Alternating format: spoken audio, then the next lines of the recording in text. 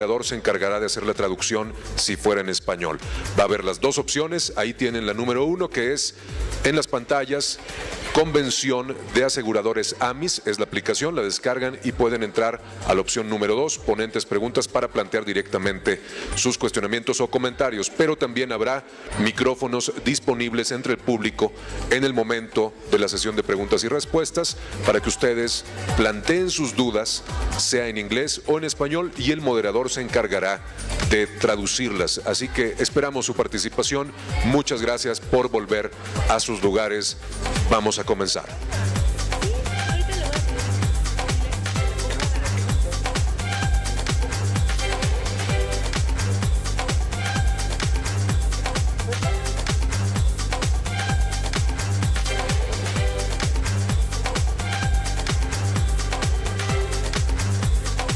Para quienes tienen su aplicación ya en su móvil, vamos a poner en las pantallas un ejercicio más, una pregunta que es otra de las opciones que nos da nuestra aplicación. Vamos a esperar su participación en la pregunta que va a aparecer en un momento más en su pantalla. Es la pregunta número 5 y tiene que ver con montos y aseguradoras. ¿Cuál es el monto que las aseguradoras pagaron por siniestros en el ramo de salud en 2017? Es como de maratón, es un dato que seguramente ustedes manejan, conocen, han escuchado, así que ahí están los rangos y las cifras que son las opciones. ¿Cuál es el monto que las aseguradoras pagaron por siniestros en el ramo de salud en 2017?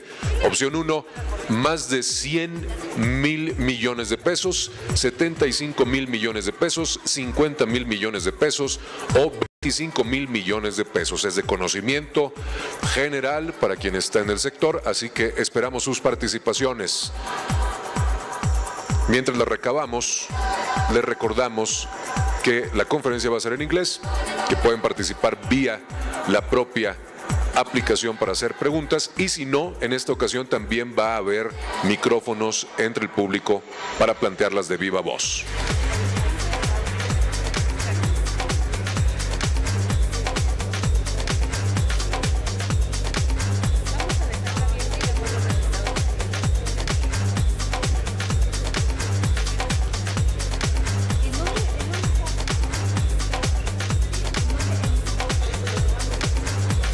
Vamos a seguir recabando sus participaciones con respecto al monto de lo asegurado en 2017 en materia de salud, y ahora vamos a comenzar con la conferencia. Así que vamos a invitar al escenario, muchas gracias por retomar sus lugares, a Daniel Bandle, vicepresidente de AMIS, para dar una breve biografía de nuestro siguiente ponente. Comenzamos. Buenos días a todos. Como han oído del moderador, esta conferencia será también en inglés, pero tengo una muy buena novedad: será más despacio que la de Daniel Kraft. Eso lo digo sobre todo para los traductores, porque yo la verdad es que no sé cómo han podido traducir antes. Esta será más despacio.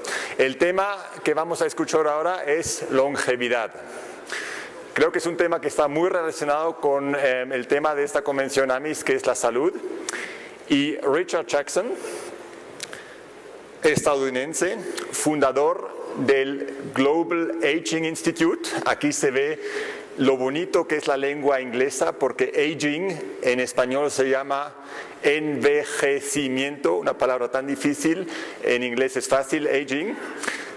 Richard Jackson fundó este instituto, es uno de los grandes expertos a nivel mundial en materia de envejecimiento, y nos va a platicar la relación entre el envejecimiento, que en México todavía no es un problema, pero que lo será muy pronto, y la salud, que como hemos oído ya es un gran reto. Entonces, me gustaría empezar con una pregunta a ti, Richard. So, you are the founder of the Global Aging Institute. How old are you? I'm afraid at 62 I'm part of the problem. You're supposed to say no, you're part of the solution. We'll see. We will listen now to you. We'll see. We will see. We will listen to you. The floor is yours, and afterwards we'll see whether you are part of the problem or of the solution. The floor is yours. Thank you for being here with us. Thank you, Daniel. And my sincere thanks to Amis, for the invitation to speak to you today, and my sincere apologies for speaking in English instead of Spanish, but if you were to hear me speak in Spanish, you'd be glad that I'm speaking in English. My understanding is that the presentation will appear, and it has. You know, Mexico, like most of the world, stands on the threshold of a stunning demographic transformation. It's called global aging, and it promises to redefine virtually every dimension of economic and social life, from the shape of the family to the shape of the geopolitical order. And along the way, it will challenge the ability of societies to maintain a rising living standard for the young while meeting the needs of their growing elderly populations. Now, I'm going to begin by discussing just a little bit the broader economic and social impact of demographic change in Mexico over the next few decades. And then in the second part of the presentation, I'll zero in on the implications of aging. And perhaps I should clarify. When I say aging, I don't mean just longevity or rising life expectancy. I mean the change in the age structure of the population and the impact that this will have on the future environment for health and health care. You know, when people in North America think about Latin American countries in general, and Mexico in particular, they picture youthful societies with large families and large youth bulges and large labor surpluses. Well, this picture is already out of date in Mexico, and it bears absolutely no resemblance to what Mexico will look like 2 or 3 decades from now. You know, as recently as 1980, just 35 years ago, there were 10 times as many children under the age of 15 as elderly, adultos mayores, age 65 and over. 35 years from now, in 2050, there will be more elderly than children. Now, Mexico is by no means the fastest aging country in the world.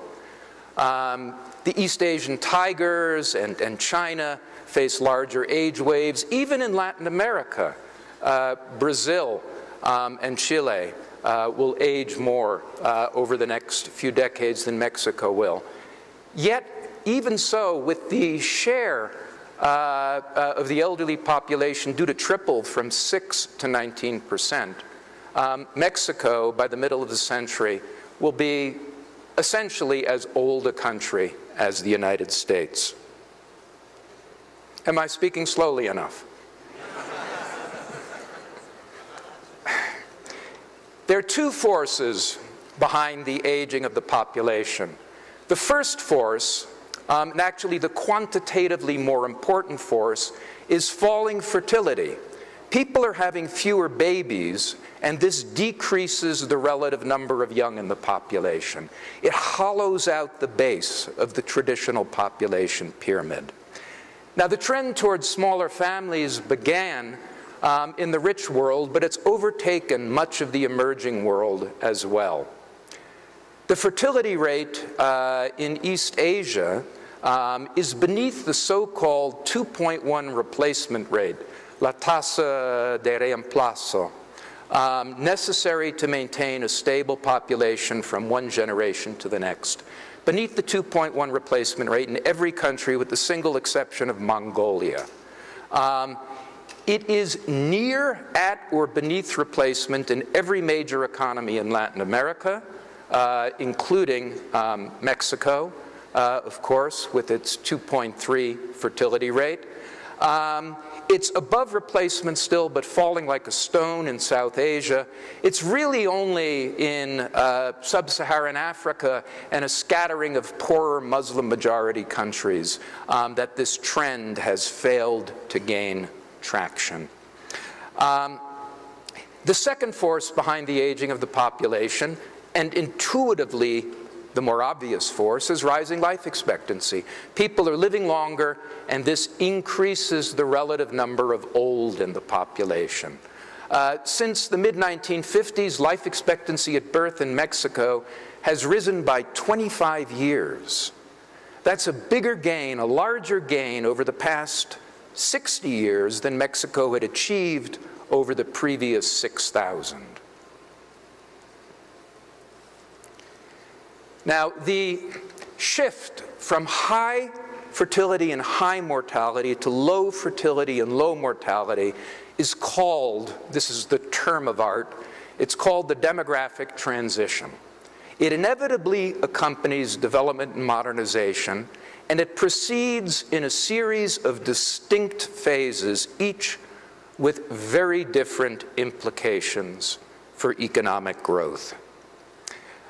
The first phase of the demographic transition, which got underway in Mexico and much of the emerging world in the 1950s and 1960s, is marked by very rapid improvements in mortality, especially for infants and children, but persistently high birth rates, persistently high fertility. And this gives rise to rapidly growing dependency burdens, large youth bulges, and rapid population growth. Demographics leans against economic growth. Countries have to invest hand over fist just to stand still. But then the transition enters a second phase. The second phase began in Mexico in the 1970s and 1980s when birth rates fell with a lag. People realized that they didn't have to have 7 children in order to have 2 or 3 grow up. And when the birth rate comes down and the dependency burden falls and the share of the total population in the working ages rises, it opens up a window of opportunity for social and economic development. Part of this is just simple arithmetic. Fewer dependents, more working age adults, all other things being equal, the growth rate in per capita GDP should increase. There are also a series of potential knock-on effects. Fewer children to take care of frees up adult time, and especially the time of women for participation in the market economy. As more of the population ages into the traditional working years, rates of savings and investment may increase. Smaller families, together with rising life expectancy, increases incentives to invest in human capital. Together, this dynamic is called the demographic dividend, in Espanol, el bono demográfico. And it has been a driving force behind the stunning economic rise of East Asia. Mexico and most of Latin America, although the period of demographic dividend is ending in Asia, it's still underway in Latin America and in Mexico, and will continue for the next 15 to 20 or even 25 years. Now, that was the good news. Here's the bad news. The demographic dividend, the bono demográfico, opens up a window of opportunity, but it doesn't guarantee success. You need sound macro policy. You need good governance. You need flexible labor markets. You need functioning capital markets. And you need massive investments in infrastructure and human capital in order to leverage it. And if these conditions do not pertain, the dividend can become a liability. In parts of the greater Middle East, failure to leverage the dividend to create jobs for the growing working age population has fomented social revolution and religious extremism. In parts of Latin America, including Mexico over the past few decades, it's led to massive outmigration. Now, somebody might tell my president, reversed and moving back the other way. Now, Now, Mexico has made enormous economic progress since the lost decade of the 1980s.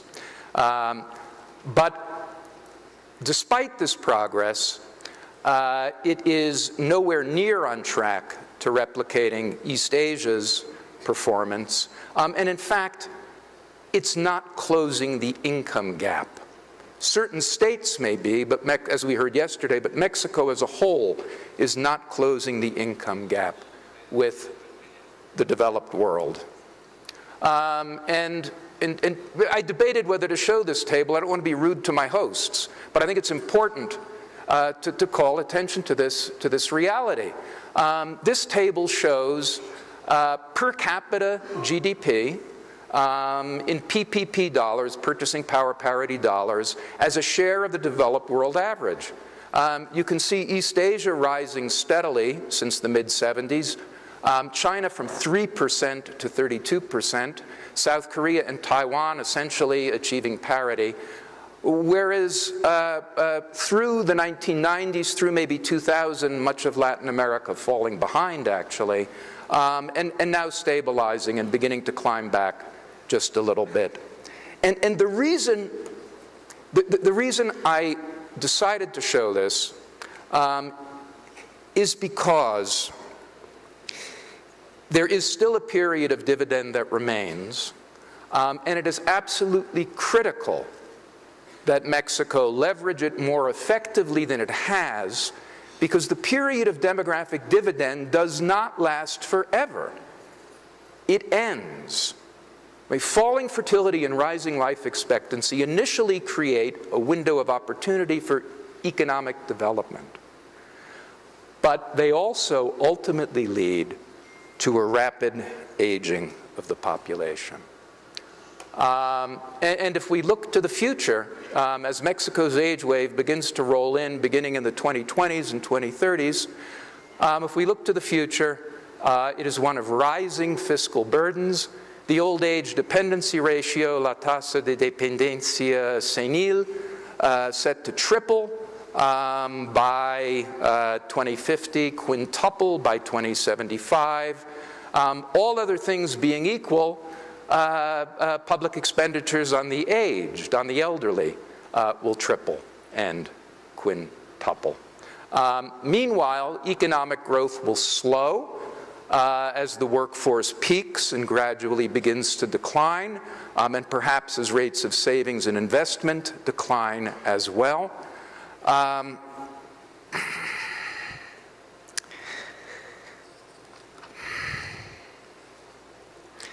The social mood itself may change. Think about it. You're going to have a much larger share of the population in, how can we put this euphemistically, the harvest years, perhaps.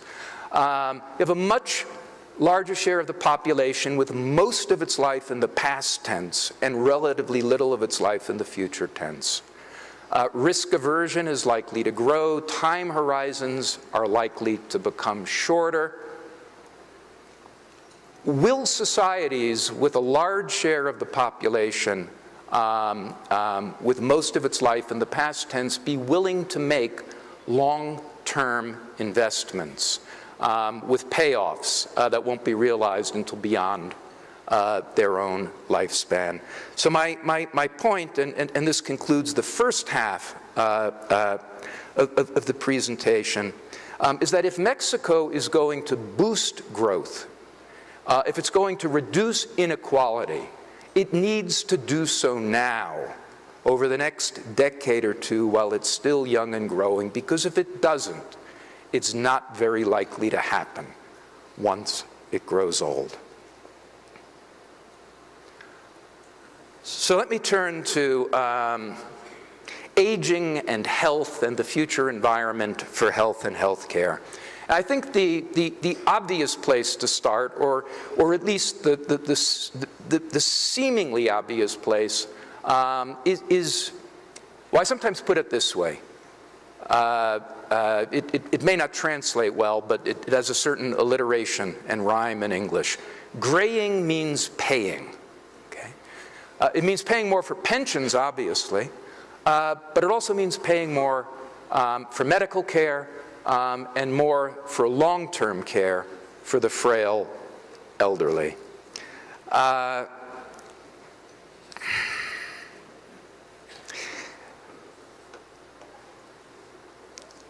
In understanding exactly how this connection between aging and cost works, I think it's useful to think in terms of a series of multipliers. I call this the age-related healthcare multiplier. And the first link in the series of multipliers is that the elderly consume more in healthcare services than the non-elderly. As countries move through the epidemiological transition, and a growing share of morbidity and mortality is due to non-infectious, chronic, non-communicable conditions, healthcare costs tend to go up because chronic conditions are more expensive to treat than infectious diseases, than communicable diseases. The elderly have a much higher incidence of chronic disease than the non-elderly. Therefore, healthcare consumption and healthcare spending rises rapidly with age.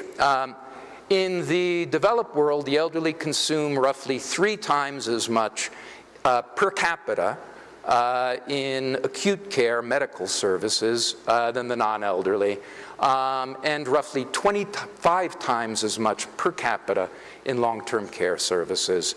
I don't have data for Mexico.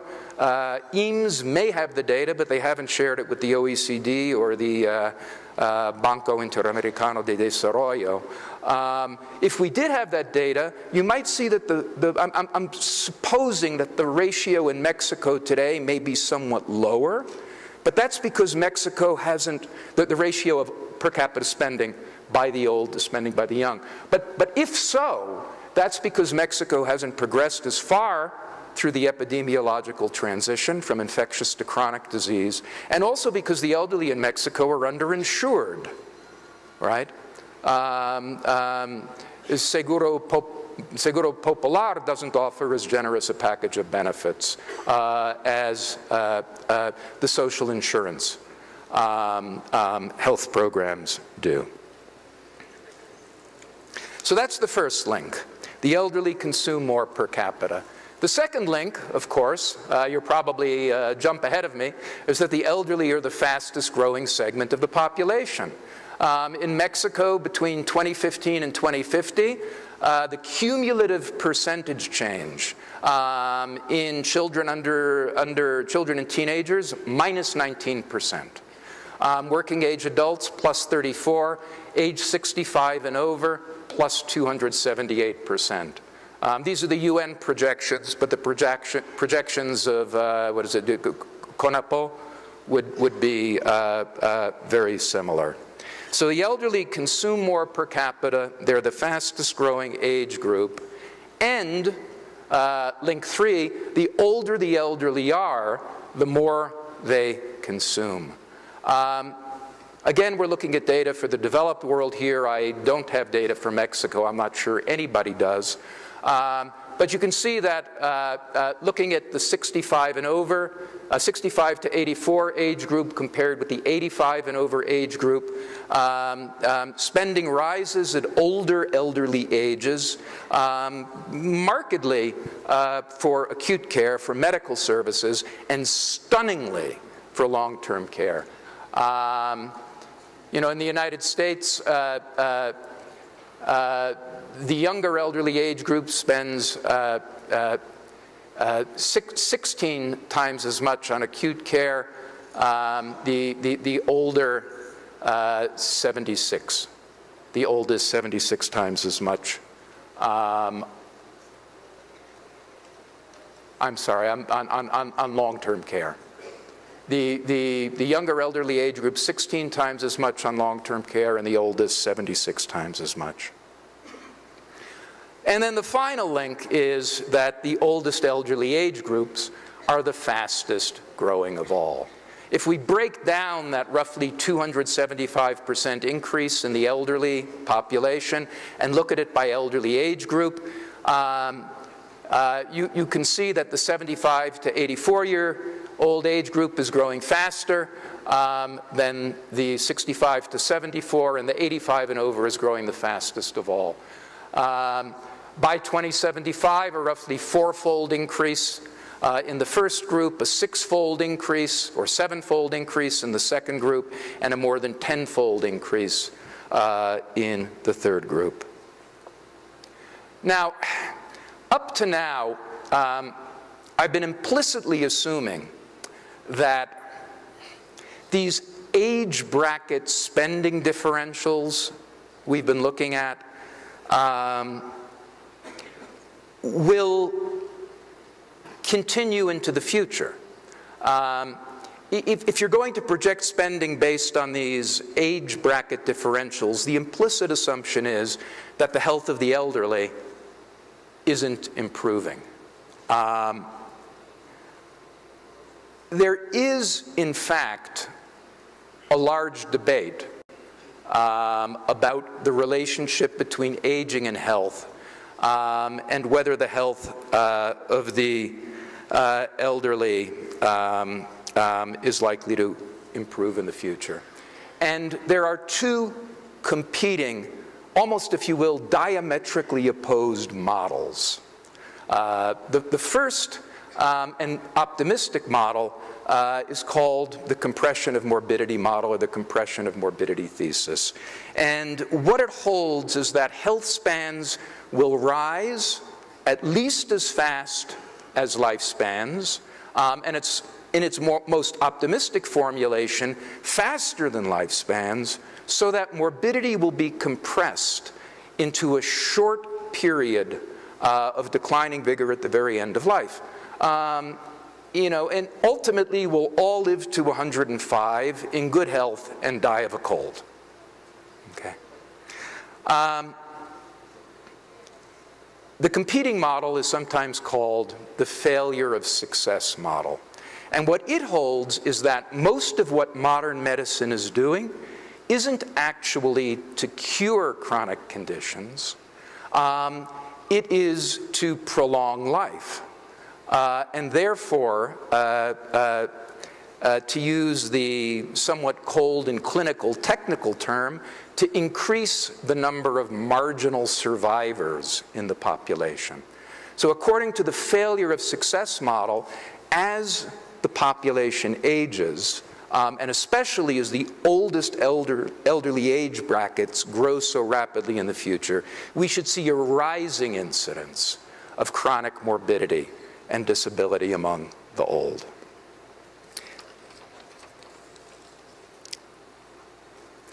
Well, let's start with the case for optimism. I mean, in fact, the share of the elderly who are disabled, and I don't have longitudinal data for Mexico, so I'm not able to show that. But in the United States and in many developed countries, over the past, three and a half decades, the share of the elderly who are disabled has declined fairly markedly.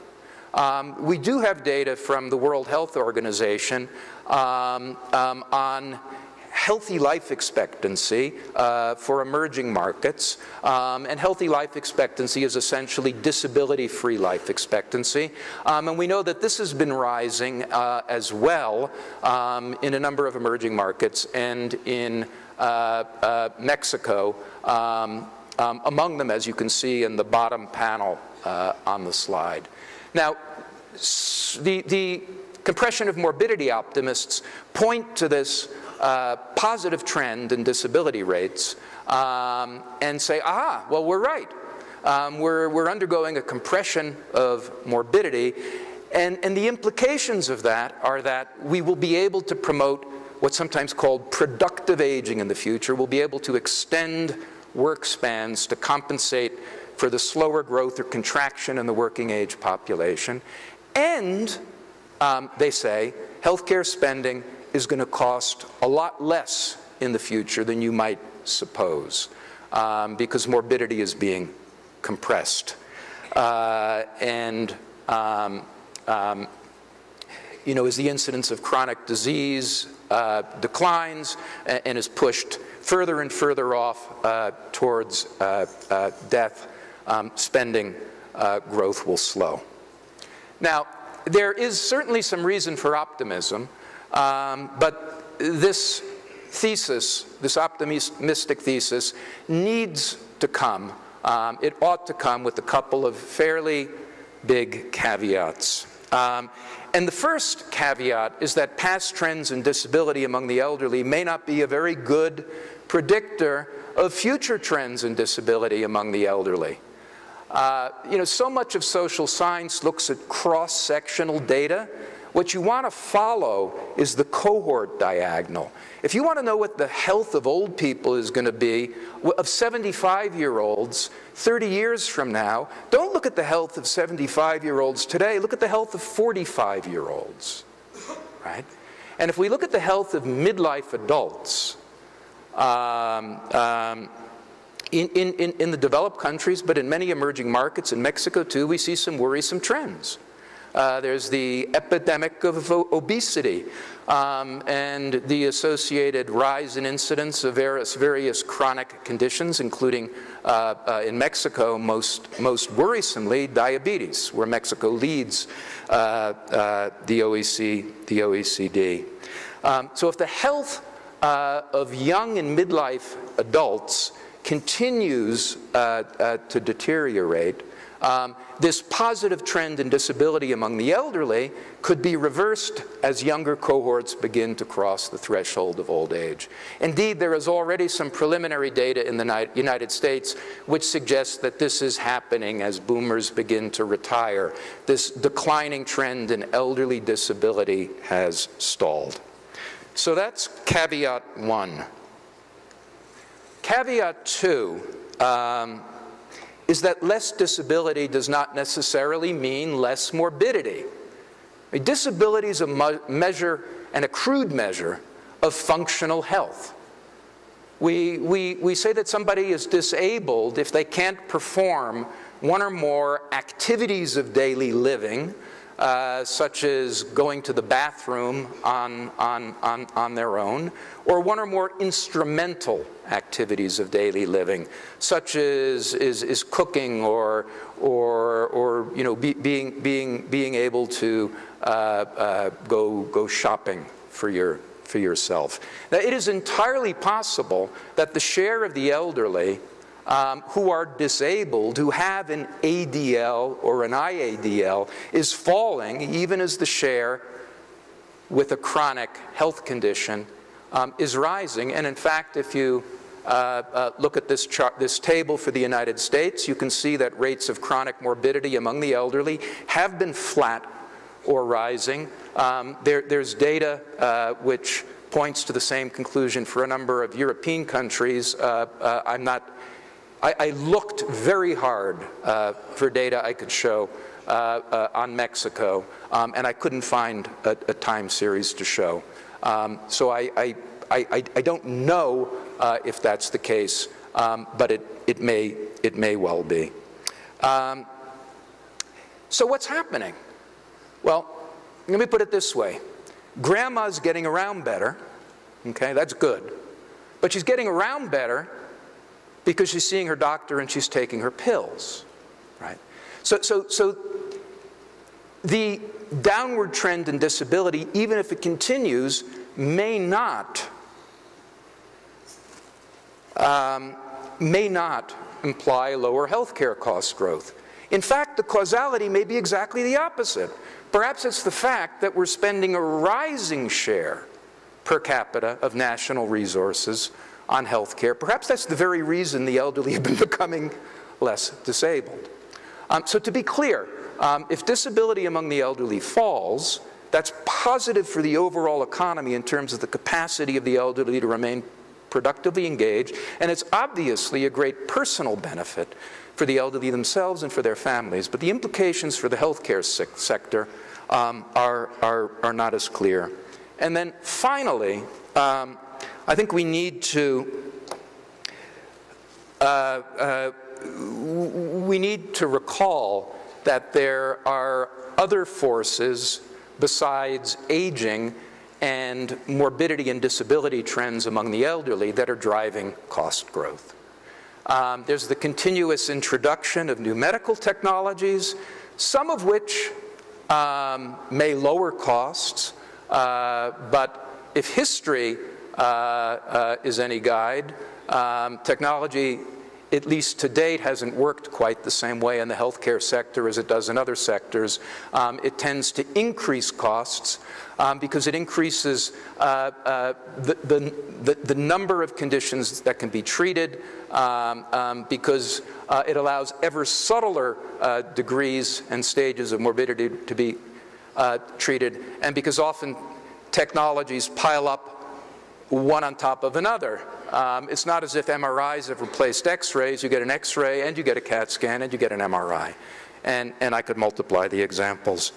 But perhaps, so there's technology, there's also rising public expectations about care and cure that comes along with rising income, that comes along with the internet, and just growing public awareness about what's available. Good health, moreover, is not it's not a fixed goal. It's not a fixed standard. It's a subjective standard that rises over time along with income, that rises as tolerance for risk falls, and that rises as societies become more secular. That is, more apt, more disposed to see happiness in the here and now as life's ultimate goal. So whatever happens to the health of the elderly, all of this is going to continue to push up healthcare spending in the United States, in Mexico, in the future, just as it has in the past. Now, a special word about long-term care, which is without a doubt the most explosive dimension of old age dependency. We've already seen that, at least in the developed countries, the consumption of long-term care services rises steeply with age, particularly among adults aged 80, 85 and over, and that age group is going to be growing very fast in Mexico in the future.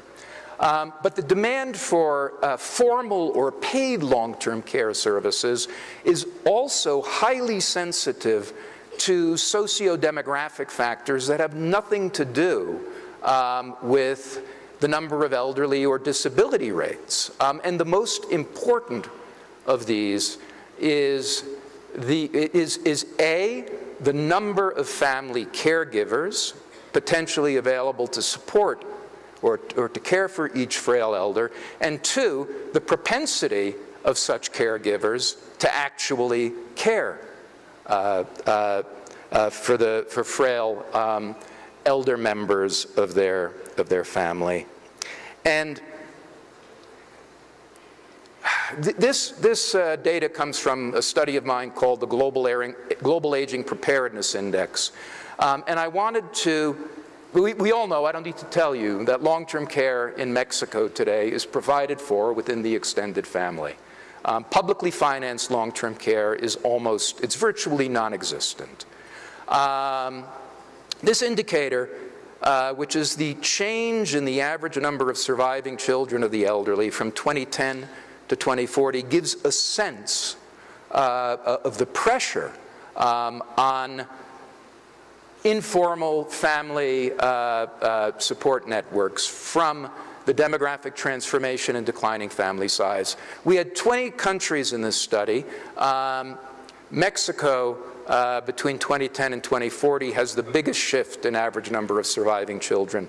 Basically, your typical elder 35 years from now will have 2.5 fewer adult children to help support them than your typical elder today.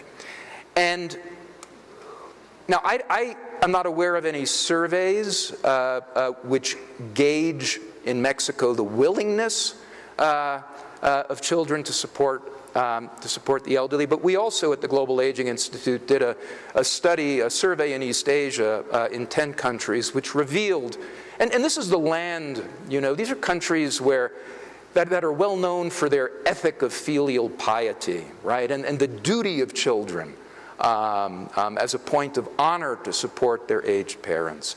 And the survey revealed just a startling desire on the part of young people especially, but also middle-aged people, to offload this care onto the government.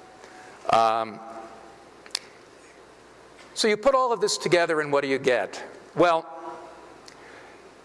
I think you get significant upward pressure on healthcare spending in the future. I've taken these projections from the OECD. Both of their scenarios, this is for public healthcare spending in Mexico as a share of GDP of PIB. Both of these projections, both the cost containment scenario and the cost pressure scenario, assume a sort of modest compression of morbidity. What they assume is that gains in life expectancy in the future will be gains in healthy life expectancy. They don't assume a radical compression of morbidity, but they assume that gains in life expectancy will be gains in healthy life expectancy. And in the cost containment scenario, which assumes that a rather aggressive introduction of prospective capitated payment and so forth is introduced, you're looking at what, basically a tripling in public healthcare spending as a share of GDP by mid-century. And in the cost pressure scenario, which assumes business as usual, a quintupling.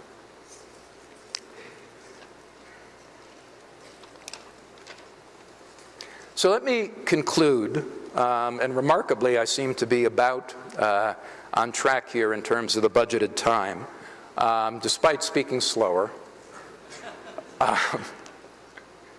Some lessons for policymakers and lessons for business leaders, by which I mean, of course, the insurance industry.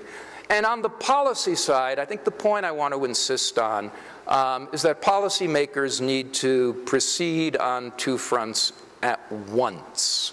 This isn't sequential, right? You have to proceed on both fronts at once. And the first front is more effectively leveraging the demographic dividend. And that's going to require a lot. But I think what I would underline, and maybe we can talk about this more afterwards, is the necessity of new and more efficient and effective investments in human capital, particularly education, to help to get at this persistent problem of inequality in Mexico. I've sometimes called this, you know, Latin America's original sin. Generally, inequality increases along with development. Countries start out with low inequality, move through the demographic transition and the development process. Inequality rises, then they achieve mass affluence. They begin to redistribute income. Inequality falls. Inequality's always been high in Latin America, and it's persistently high. But even as Mexico, and it's going to require more than that. It's going to require labor market reform, et cetera. But that's not the subject in particular of this presentation. Even as Mexico grapples with that challenge, they have to begin to prepare more effectively for the age wave that lies over the horizon. That means building a more inclusive and more adequate pension system.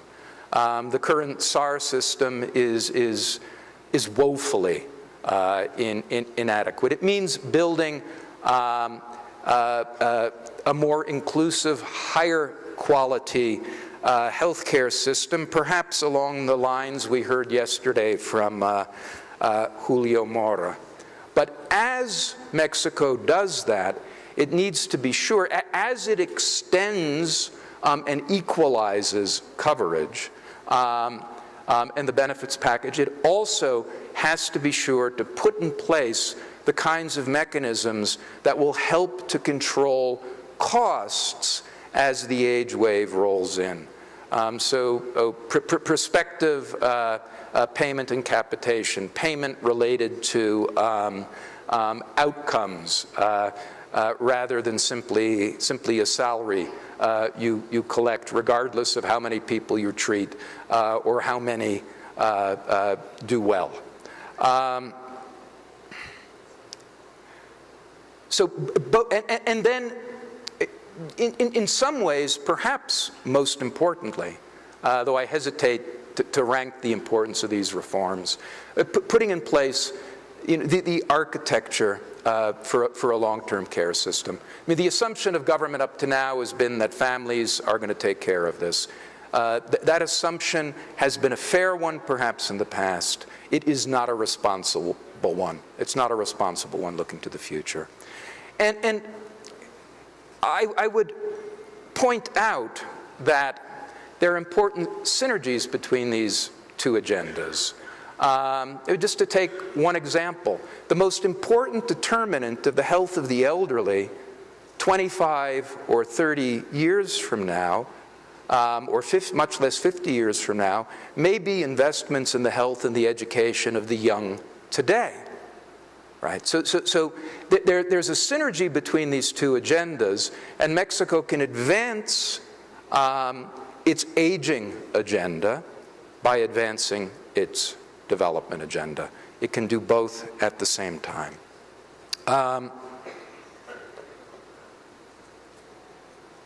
Lessons for industry. Aging creates, it's obviously, to the extent our extra years of life are spent in good health, it's a personal blessing. It's a blessing for our families. But it creates great public challenges.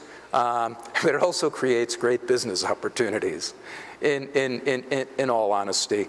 On the income side, the utter inadequacy of Mexico's public pension system, once the transition generation in SAR is done retiring, replacement rates are going to fall from 80 to 90% to 25 to 30%.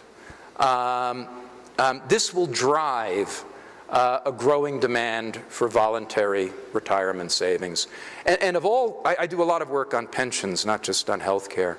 And there's a growing interest in voluntary retirement savings in Latin America and in Asia, but I must say Mexico is taking this, I think, and CONSAR here more seriously than anywhere else I've seen, and that's good. So there's some positive momentum, although Mexico is starting from a very low base on voluntary savings. So there's a large opportunity there. Some of the challenges associated with, managing retirement savings are not going to go away. The rate of return environment is likely to remain persistently low, in part because of demographics. Invite me back next year and I'll talk to you about the relationship between demographics and long-term rates of return to capital. Also, growing longevity risk. I've just put up here a chart you may find interesting. It compares two UN projections, two ONU projections for life expectancy at birth. The first, it's extra year, the projected gain in life expectancy by 2050, the 2000 projection by the UN compared with the 2015 projection. And you can see, compared to just 15 years ago, the UN's now projecting an extra 4 years for Mexico, 5 for Brazil, and 8 for Chile. Well, that'd sure blow a hole in your annuity calculations. On the health side, there is no guarantee that Mexico will reform the public health system along the lines that we've discussed here. And the OECD projections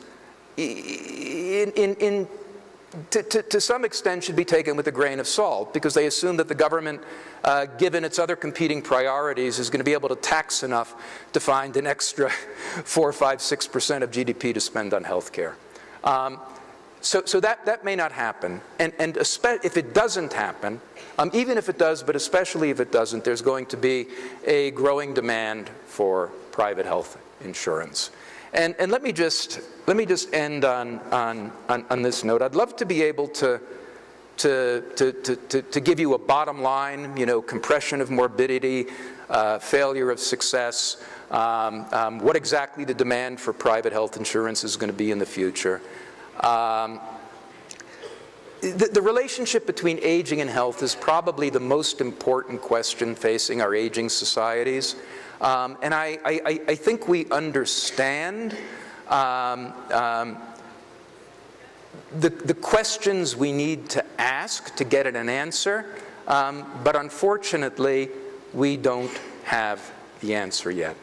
I think there's room for optimism, but there are also significant risks, and along with the risks, there are great business opportunities as well. So let me stop there, and I think we're going to have a discussion, I hope. Así es. Ahora, Daniel Bandle se encargará de conducir la sesión de preguntas y respuestas. Les recordamos que hay micrófonos a disposición para hacer las intervenciones de viva voz y también tienen la opción de la aplicación. Adelante. So, thank you very much, Richard. I don't know whether I am optimistic or pessimistic after having listened to you. I asked Hopefully better informed. Definitely. I asked you the question about your age. I didn't ask you the second element of the aging threat, which is fertility rate. So how many children do you have? I have 3. So I'm above the replacement rate. And I actually might go so far as to claim that I have 6. Let me explain. My wife is French, our children have dual nationality, right? So the demographers are probably, the statisticians are probably clever enough not to double count them in France and in the United States, but it's nice to think that I've contributed to population growth on both sides of the Atlantic. Excellent. So in this case, we can conclude that you are part of the solution. Very good. With 3 children. So you mentioned France. France is an interesting country. There we have similar challenges as in Mexico regarding aging, but there is a big difference. The French, they work much less than the Mexicans. They have the 35 hours week. They retire, I think, at 58 or 60, and they have, I don't know how many weeks of vacation. Is this a threat or an opportunity?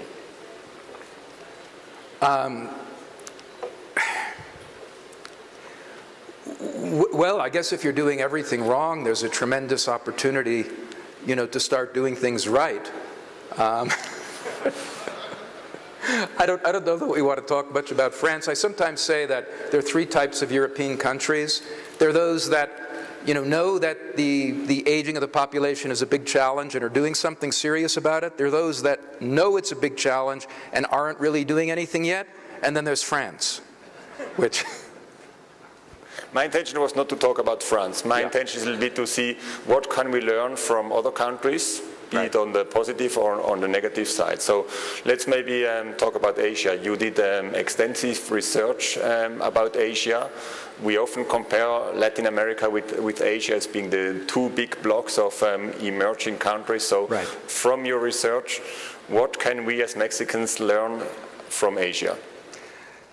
I think the biggest lesson is that the future can overtake you very quickly. East Asia has moved through the demographic transition at lightning speed. Many countries in East Asia have become high income, but institutions take time to catch up with economic growth. So the countries of East Asia find themselves now entering this third phase of the demographic transition, where demographics turn against economic growth, without having put in place adequate substitutes on the income side or the healthcare side for the extended family, which has been the basis of retirement security since time immemorial. Mexico and Latin America has the luxury of another 20, maybe 25 years before the aging trend becomes severe.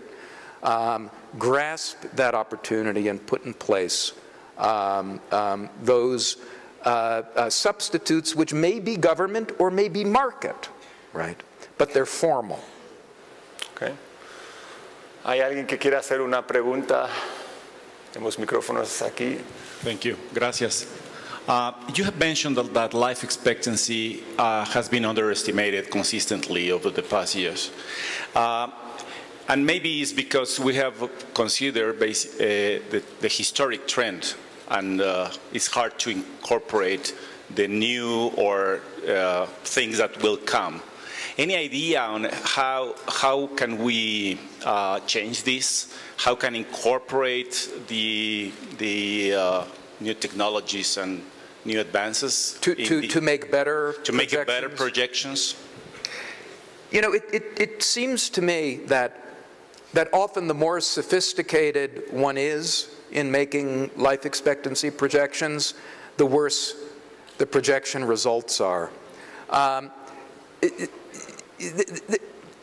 Part of the reason for the underestimate has been the sort of the fundamental assumption that there is a fixed limit to the human lifespan, right? To the maximum lifespan. I mean, life expectancy is the average number of years the population lives. And if there's a fixed limit to the lifespan, the closer average life expectancy gets to the fixed limit, necessarily the rate of improvement is going to slow. This is called the rectangularization of the survival curve. But in fact, there's very little evidence that that's happening.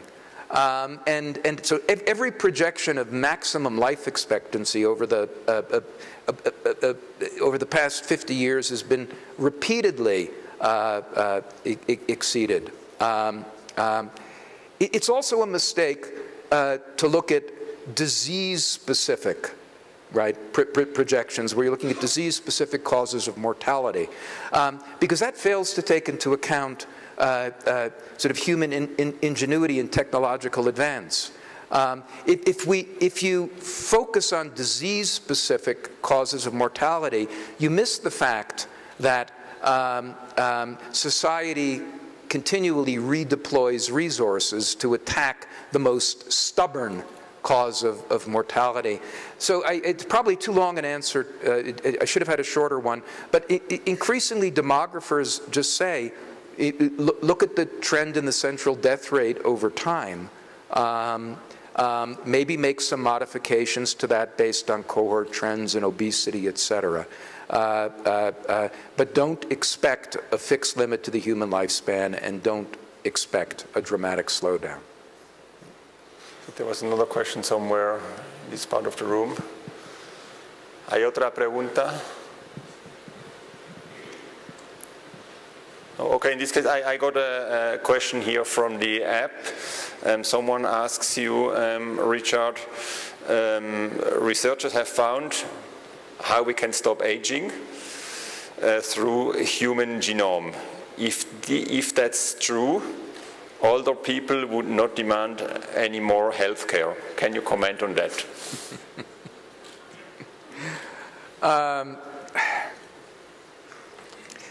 So if we were actually to arrest the aging process, I'm not sure exactly. There are a few possible scenarios here. You know, we could live to 105. We could all live to 105 in good health. We could all live to 105 in increasingly bad health, or we could all live forever in good or bad health. You know, and the scenarios have very different implications. I personally cannot imagine a scenario in which we spend nothing or even substantially less on healthcare in the future, because I think that, I mean, to the extent that we can arrest the aging process or delay it, there's a big project underway, not underway, but in the works in the United States, called the longevity dividend, which is looking at precisely that. This isn't going to come in the form of a little pill you take. Okay, this is all going to be, it's all going to be customized, and it's going to come in the form, you know, of a lifelong process of monitoring and fine-tuning and intervention that's going to be expensive. It could bring enormous benefits, but is going to be expensive. Okay. So last question. Yes. We have a presidential election coming up in Mexico. You mentioned in your last slide that Mexico should spend more on education and on healthcare. Yes. Any other recommendation in a simple way so that politicians do understand it? What the future Mexican president should do to tackle this very complex topic?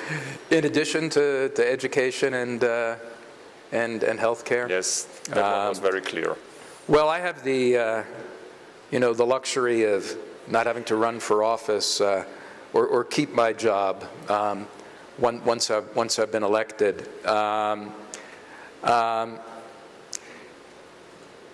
If we've already taken care of education, and good luck with the teachers' unions, okay, and if we've already taken care of health care, good luck with the special interests there. Then we can move on to the pension front. Double the contribution rate to SAR. It shouldn't be 6.5, it should be 13. Or at a minimum, or alternatively, take the voluntary second tier of SAR, the ahorro previsional voluntario, and turn that in, use the lessons of behavioral economics and turn that into an auto-enrollment, opt-out system, and channel very significant government subsidies to that. In Mexico today, obscenely, and if there are any East Day employees in the audience, I'm going to get rocks thrown at me. But in the East Day savings plan, you get a 3-to-1 government match, whereas private sector workers get nothing. So we started out with healthcare. We ended up with pensions via education. Thank you very much, Richard. You're welcome. For your inspiring speech, and we hope to have you back in Mexico soon and see what happened. Thank you. Very good. Very good. Thank you.